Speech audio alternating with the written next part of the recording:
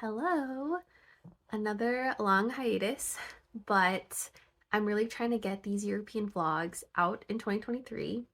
I'm aware I'm running out of time. It's literally Christmas.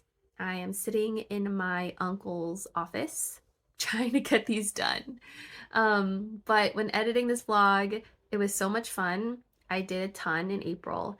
And when people inevitably ask me what my favorite places are that I visited, I always say Paris and Portugal. And I got to visit both in April. So, very special vlog, and I hope you enjoy.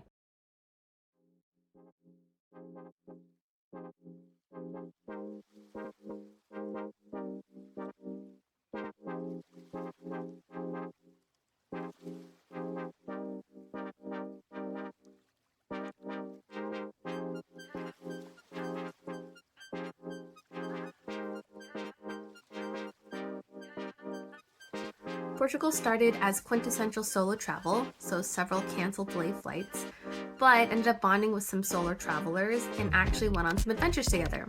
We affectionately refer to each other as airport friends, and the friendship extends because I actually visited one in Munich.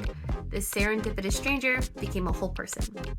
Finally, when I got to Portugal, it was like going on vacation, but coming home at the same time. I got to see some of my favorite humans ever.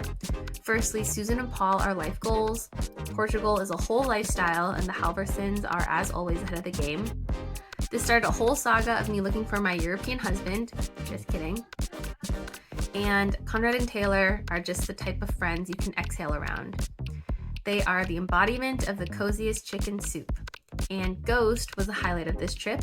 I met this little fluff ball of a pup in 2019, and he, as you can see, is a bear now. A gentle giant who just wants cuddles.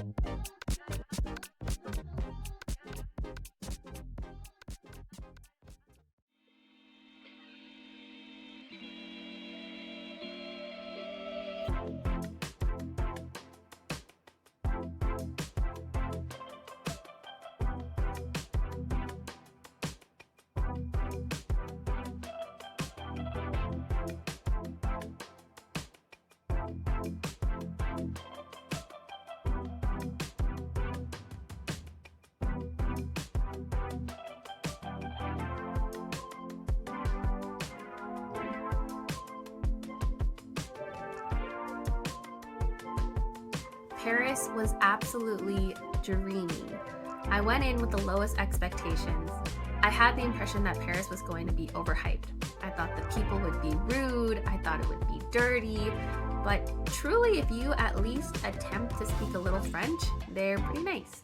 I also thought that I've had pretty good pastries before, but this plain ass regular croissant blew my mind.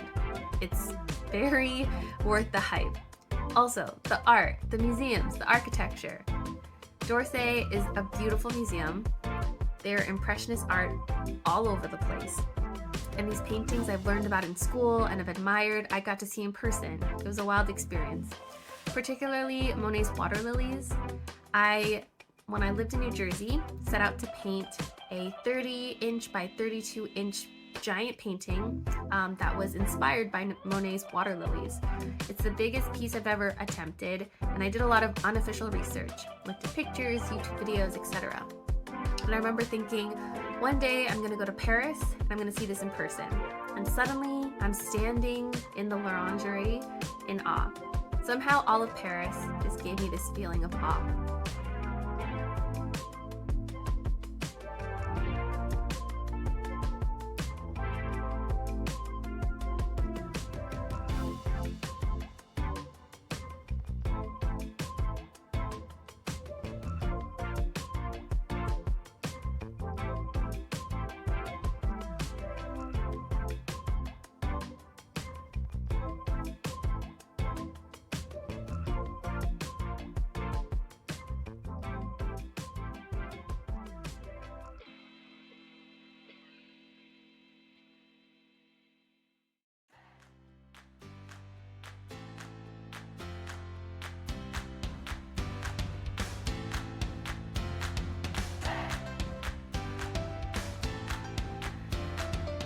Last, I don't mean to sleep on Ireland at all. What a beautiful country. It was gloomy, moody, often cloudy gray skies, and lots of green everywhere. And you should know, I absolutely love that. I just felt like reading, writing, being pensive, crying, having deep talks with friends, and I did all of that while I trained around this beautiful country. And as you know, trains are my favorite way to travel. When the sun did come out, it made you feel like it was just for you.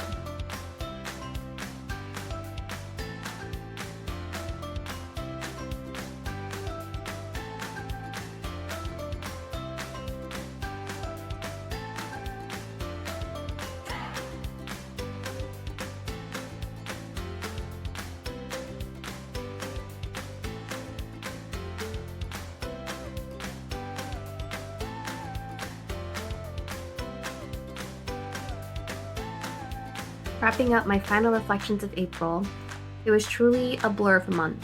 So much happened, and I got to travel and explore so many new places, meet new people.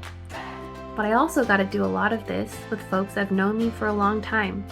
It was in a way merging two things I love, experiencing the new and exciting, but feeling grounded and held by the familiar. After 5 months of essentially being alone in a different country, lots of big life changes, it was a nice change of pace. Looking back now, I'm so thankful I got to have this experience, and it's one I'll never forget. For those who got to experience it with me, thank you for your love, your patience, and your friendship.